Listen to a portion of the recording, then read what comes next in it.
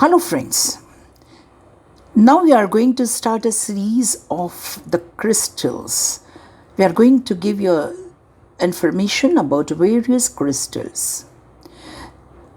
Before using crystal, 4 things has to be noted. First, it should be according to your zodiac sign. Secondly, it should be according to your birth date, only date. Third, choose appropriate crystal according to your needs.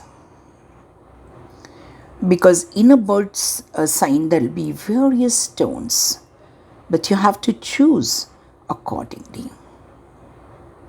And fourth, and very important, when to wear, how to wear the crystal is also important.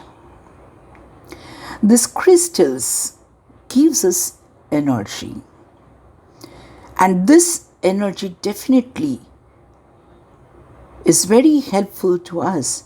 Let us see the various crystals and how it is useful, and then you decide which one you should use. Thank you. Have a good day.